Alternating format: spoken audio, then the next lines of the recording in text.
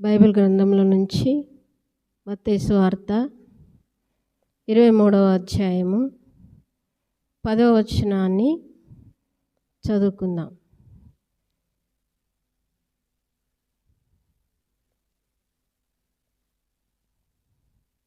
మత్తయి సువార్త 23వ అధ్యాయం 10వ వచనం. 23వ అధ్యాయము 10వ వచనం.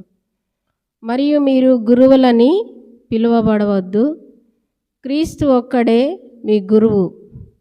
మీలో అందరికంటే గొప్పవాడు మీకు పరిచారకుడై ఉండవలెను.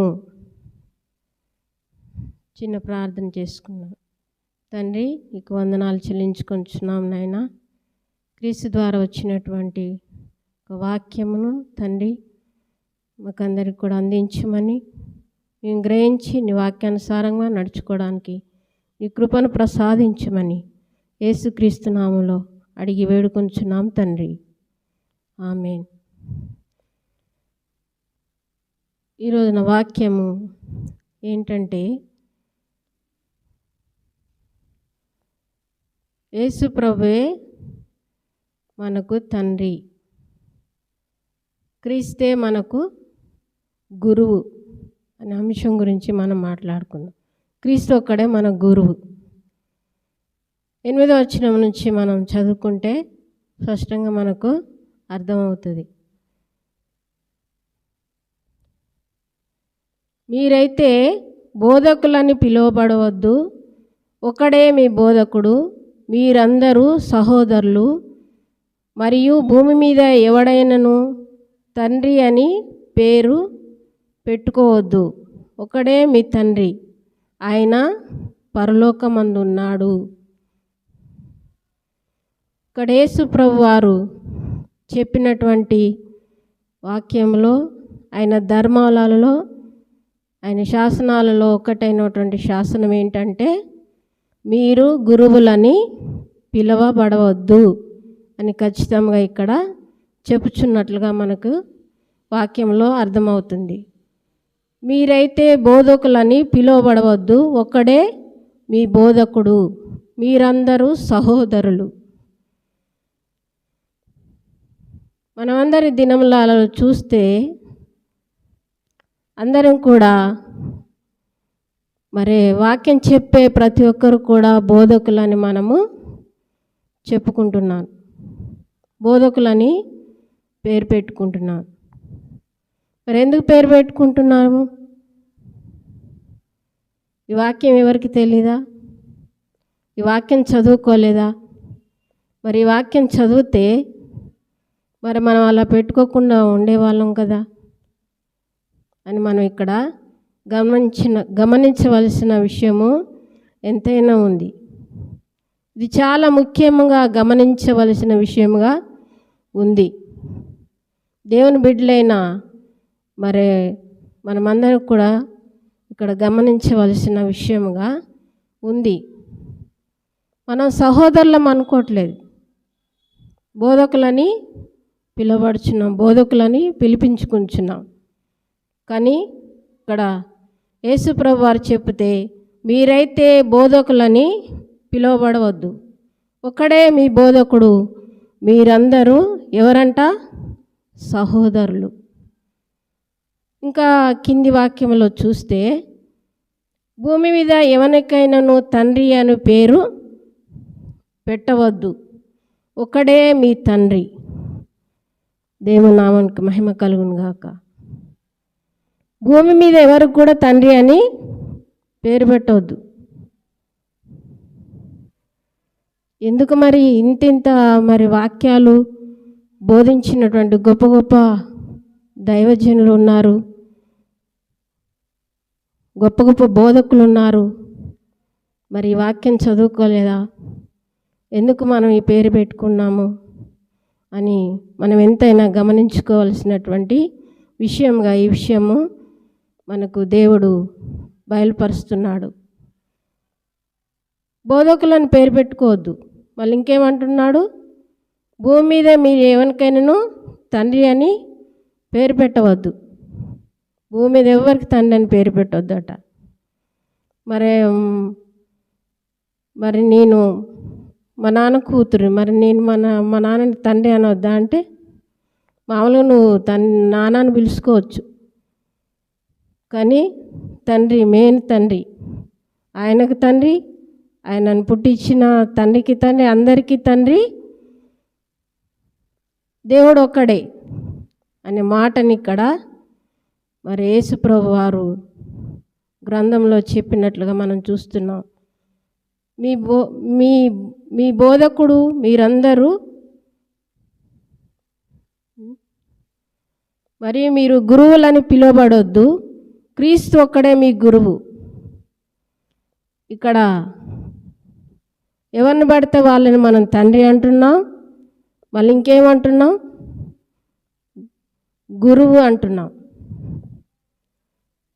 విద్య నేర్పినటువంటి మాస్టర్ని గురువు అంటున్నాం. ఇంకా ఏ చిన్న సంగీతం నేర్పినా నా సంగీతం నేర్పిన గురువు అని చెప్తున్నాం.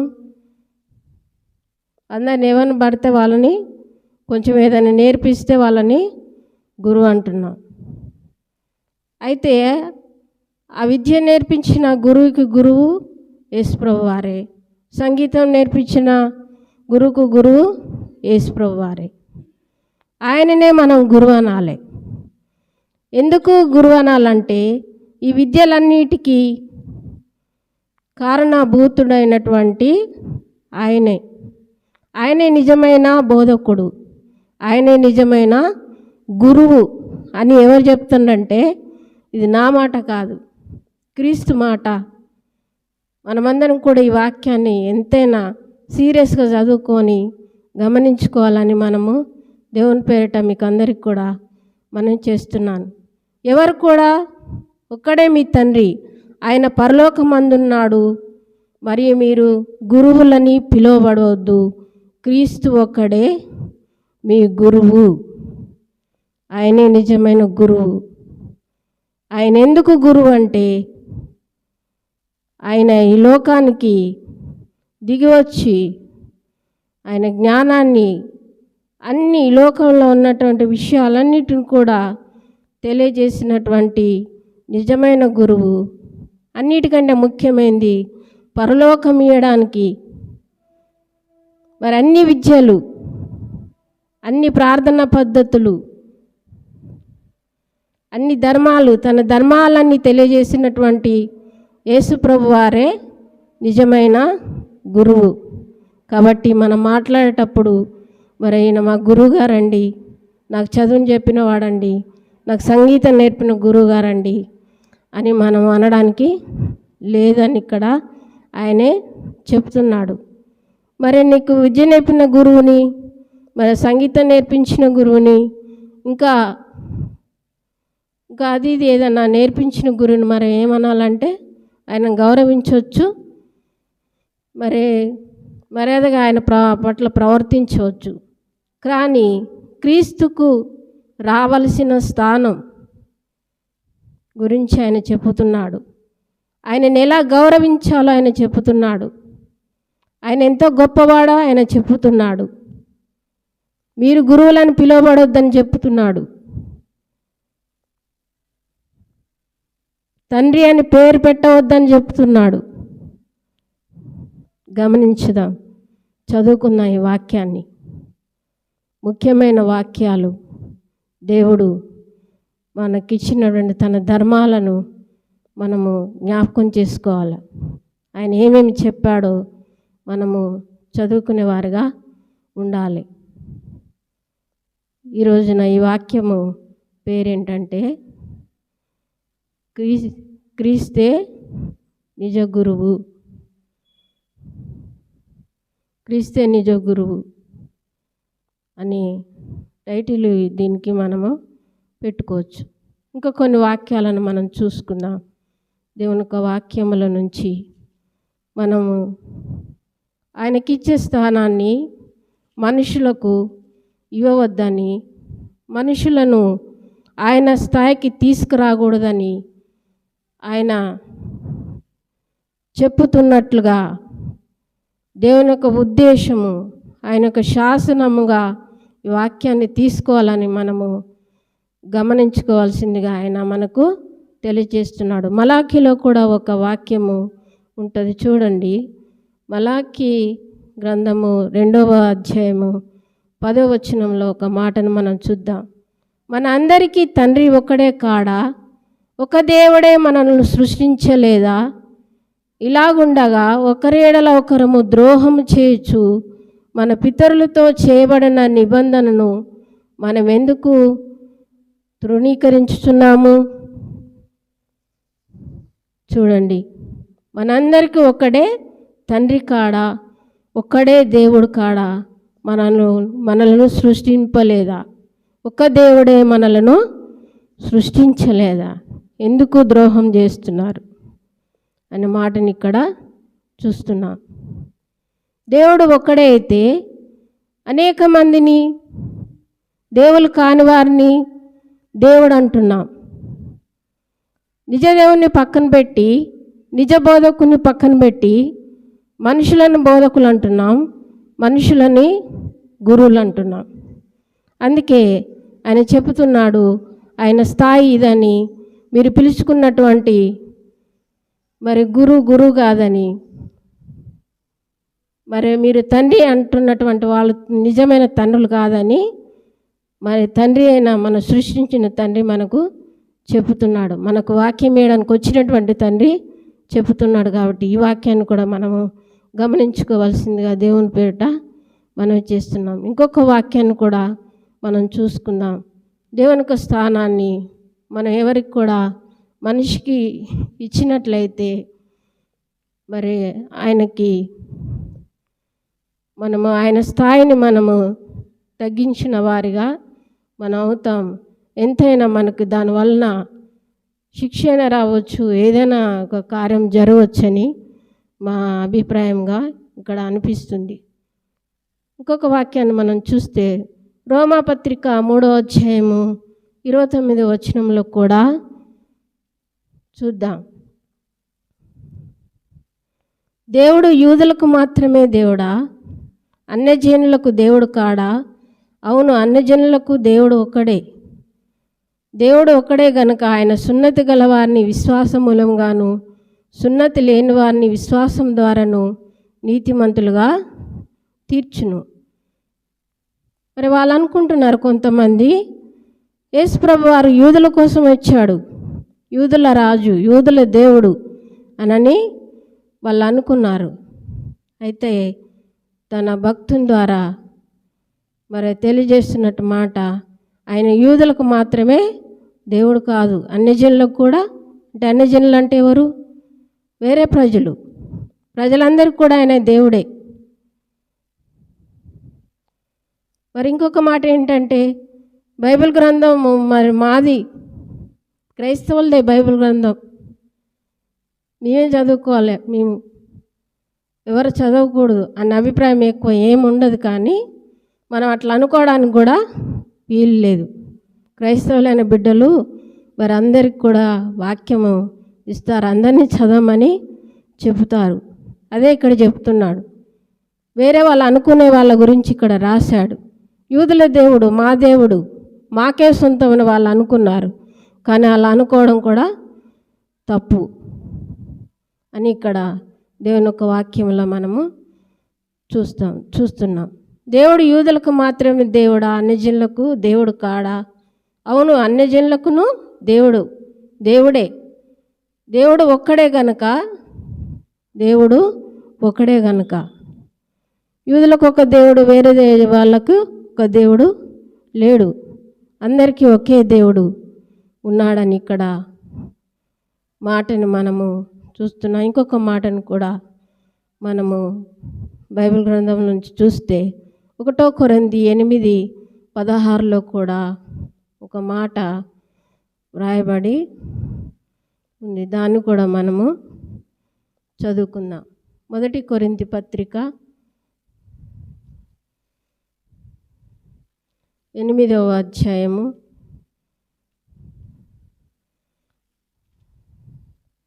1 కొరింథీ పత్రిక 8వ అధ్యాయము 6వ వచనములో కూడా ఒక మాట వ్రాయబడి ఉంది. చూడండి.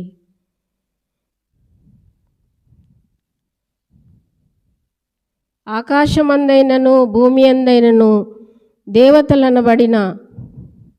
దేవతలనబడినవి ఉన్నను మనకు ఒక్కడే దేవుడున్నాడు. ఆయన తండ్రి. ఆయన నుండి సమస్తము కలిగెను. ఆయన నిమిత్తము మనమున్నాము. మరియు మనకు ప్రభువు ఒకడే. ఆయన యేసుక్రీస్తు ద్వారా సమస్తమును కలిగెను. మనము ఆయన ద్వారా కలిగిన వారము. అయితే అందరి యందు ఈ జ్ఞానము లేదు. కొందరిది వరకు విగ్రహమును ఆరాధించిన వారు గనుక తాము భుజించు పదార్థములు విగ్రహములకు బలి ఇవ్వబడునని ఎంచి భుజించుదురు. అందువలన వారి మనస్సాక్షి బలహీనమై అపవిత్రమగుచున్నది. చూడండి, ఇక్కడ వాక్యంలో మనం చూస్తే ఆకాశమందైనను భూమి మీదైనను దేవతలనబడినవి ఉన్నను మనకు ఒకడే దేవుడు ఉన్నాడు. ఆయన తండ్రి. ఆయన నుండి సమస్తము కలిగెను. ఆయన నిమిత్తము మనము ఉన్నాము. ఆకాశమందైనను భూమి అందైనను దేవతలనబడినవి ఉన్నను. అంటే చాలామంది దేవతలు ఉన్నారు. చాలా అద్భుత కార్యాలు, మహత్కార్యాలు చేసే దేవతలు కూడా ఉన్నారు. మరి ఆ శక్తి ఎవరిచ్చారంటే ఆ శక్తిని కూడా ఆయనే ఇచ్చాడు. ఆయన నుంచే వాళ్ళు ఆయన పొందుకున్నారు. ఏ దేవత, ఏ మహత్యము, ఏ అద్భుత కార్యాలు, ఏ సూచక్రియలు ఏది చేసినా కూడా ఆయన కూడా మనము నమ్మొద్దు. ఆకాశమందైనను భూమి అందైనను దేవతలనబడిన వారు ఉన్నను ఒక్కడే దేవుడున్నాడు. ఆయన నిమిత్తము మనము ఉన్నాము.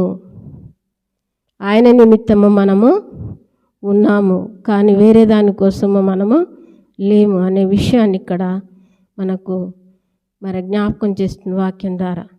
ఇంకొక వాక్యాలను కూడా మనము చదువుకున్నట్లయితే ఎఫెసీ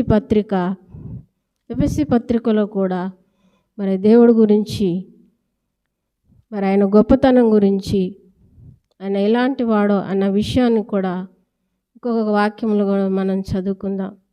ఎఫెసీ పత్రిక 4వ అధ్యాయము 6వ వచనం. 4వ అధ్యాయము 6వ వచనం.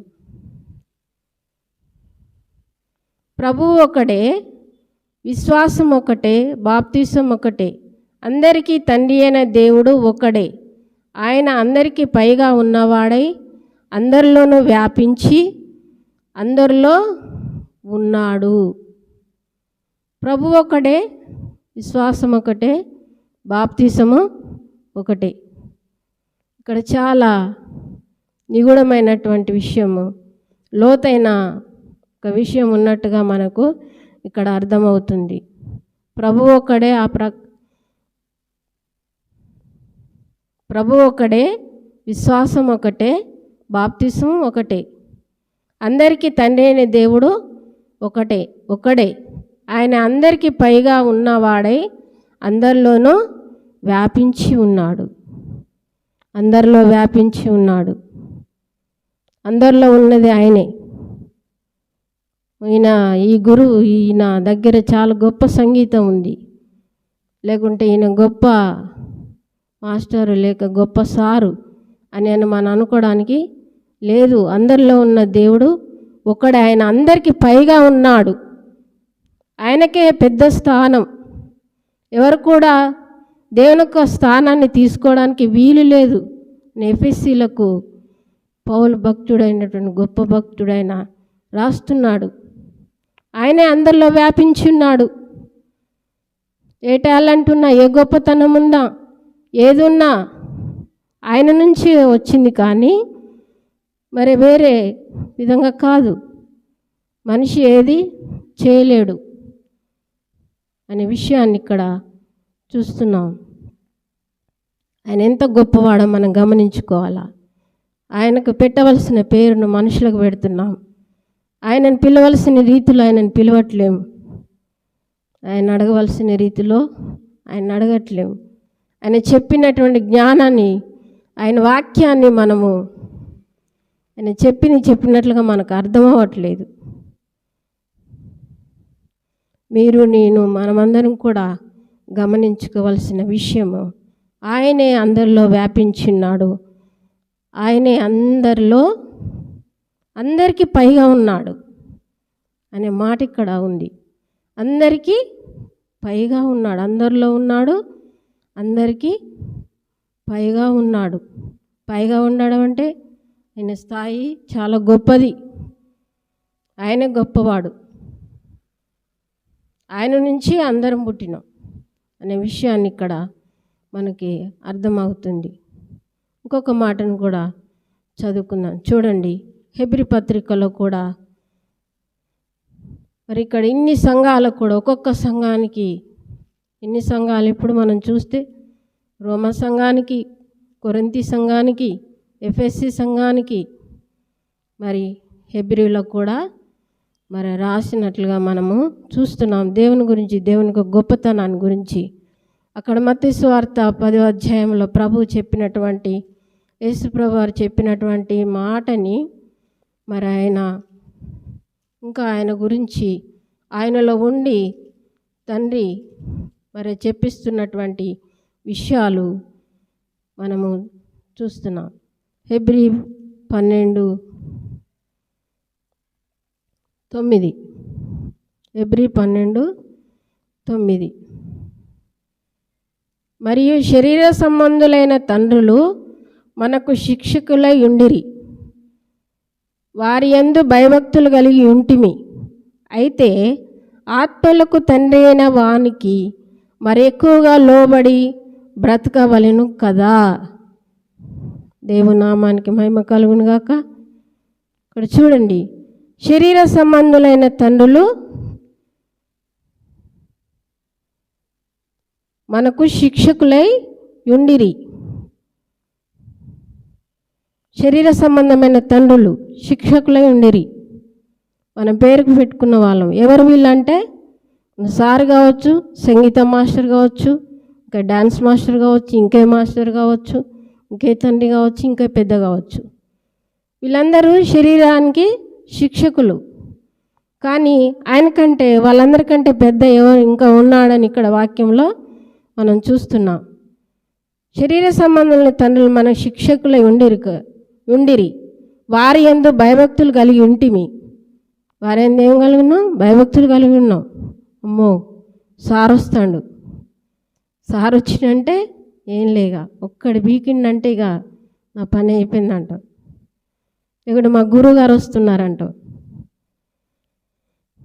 మా గురువుగారు వస్తే ఏం లేదు, ఇప్పుడు ఏం అడుగుతాడో ఏమి, ఇక నేనేం చెప్పలేను, నా వల్ల కాదని మనము ఈ విధంగా మనము అనుకుంటాం. అయితే వీళ్ళందరూ కూడా శరీరానికే, శరీర సంబంధులే. అయితే ఇంకా గొప్పవారు ఎవరున్నారు? గొప్పవాళ్ళ గురించి ఇంకా ఇక్కడ వాక్యం ఏం చెప్తుందని మనము చూసుకుంటే కింద వచనంలో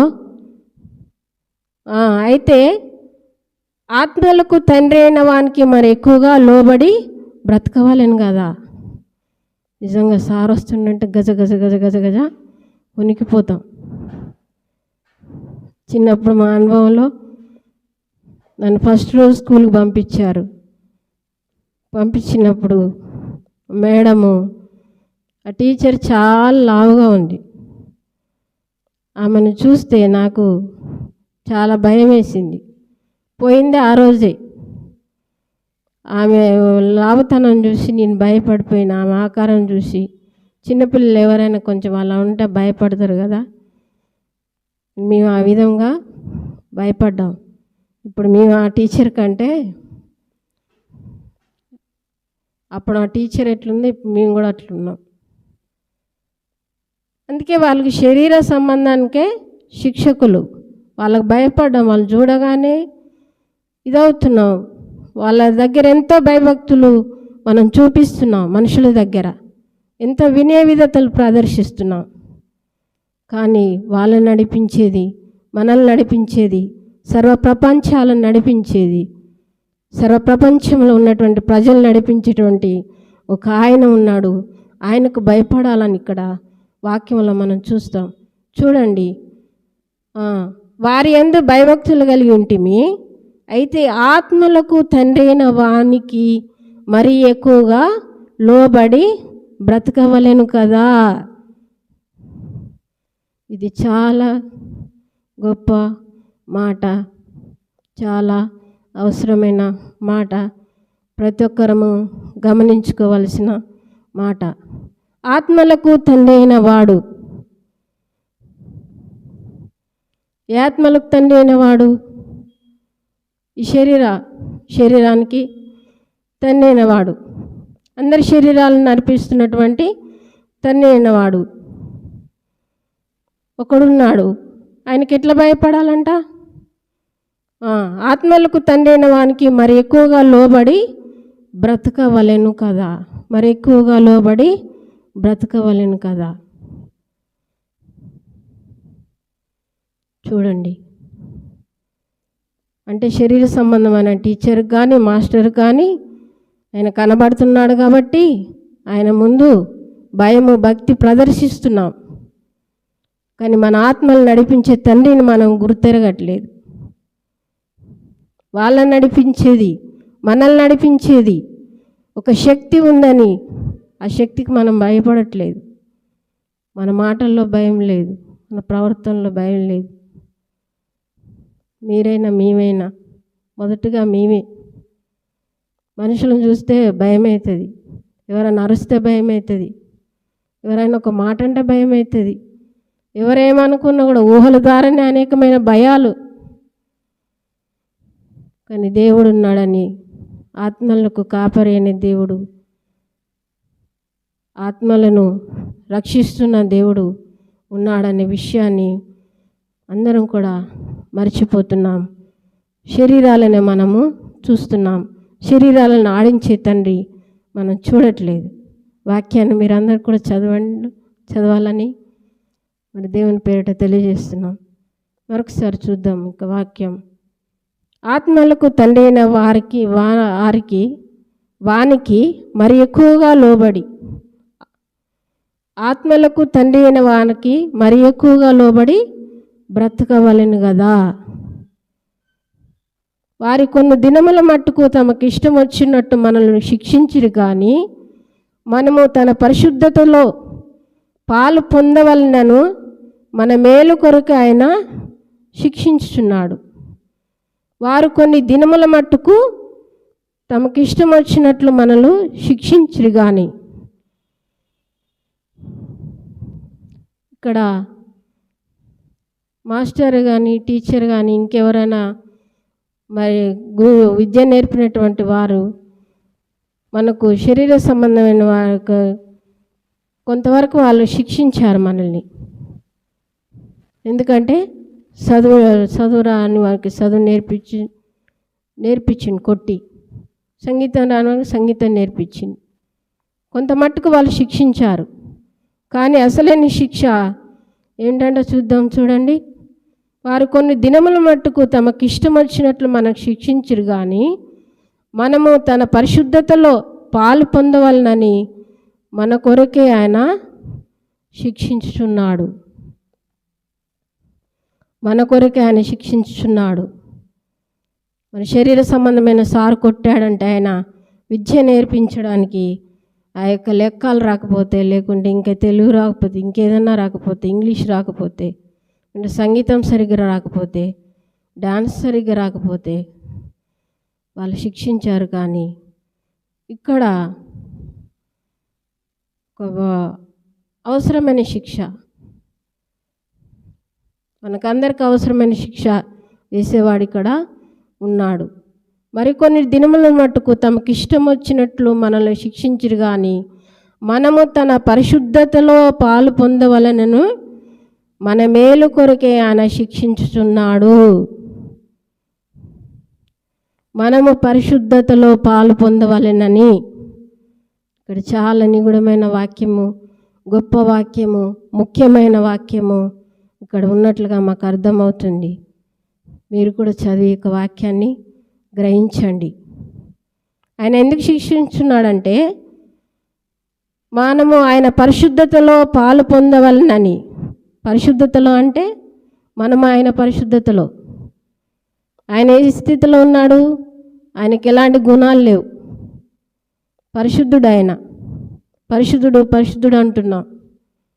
మనం ఎట్లున్నాం? అన్ని గుణాలే. పరిశుద్ధత అంటే ఏంటి? ఏ గుణము లేని స్థితిలోకి మనం మారాలని ఆయనకు కొన్ని శిక్షలు కూడా మనకి ఇస్తున్నట్లుగా ఇక్కడ వాక్యంలో మరి ఎంతో స్పష్టంగా మనకు అర్థమవుతుంది. మన మేలు కొరకే ఆయన శిక్షించున్నాడు.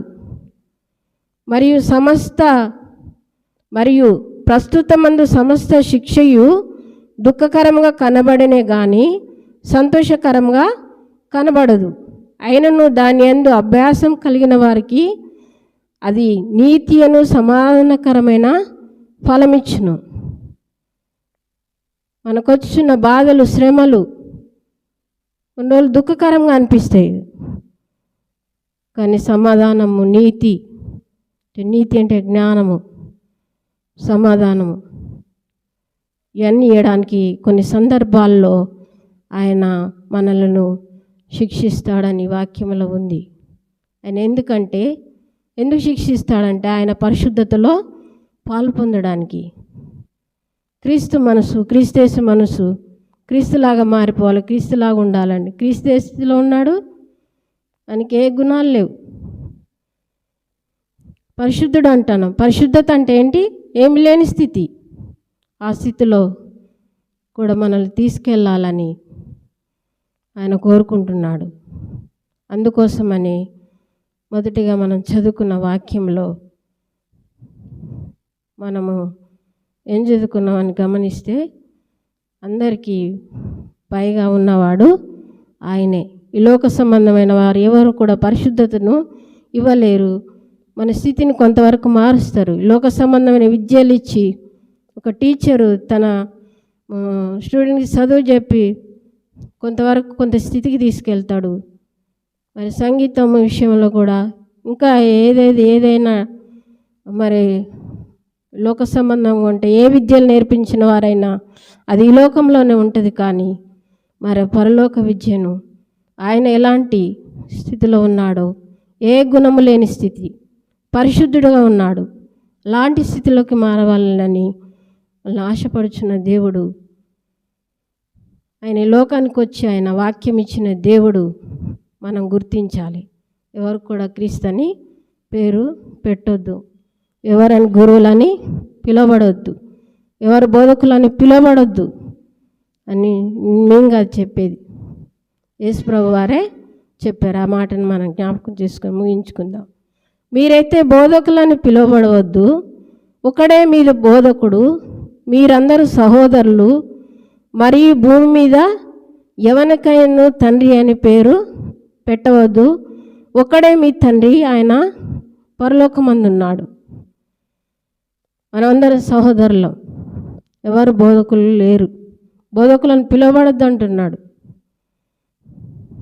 దయచేసి మనం అందరం కూడా ఆయన ధర్మాన్ని, ఆయన వాక్యాన్ని, ఆయన శాసనాన్ని జ్ఞాపకం చేసుకుందాం. ఈ వాక్యాన్ని మనం అందరం కూడా చదువుకుందాం. ఆయన మన తండ్రి, ఆయనే దేవుడు, ఆయన ఒక్కడే అంట. అందరికీ పెద్ద. చాలా విషయాలు మనం చూసాం. ఇవన్నీ ఎందుకు చూసాం? లాస్ట్కి మనం చూస్తే ఆయన పరిశుద్ధతలో పాలు పొందడానికి, ఆయన ఎలాంటి వాడుగా ఉన్నాడో అలాంటి స్థితిలోకి మనల్ని కూడా తీసుకెళ్ళడానికి ఇది నేర్పించాడు. ఆయన మాటని దేవుడు మనకు తెలియజేశాడు. దేవుడి యొక్క వాక్యాన్ని దీవించును గాక.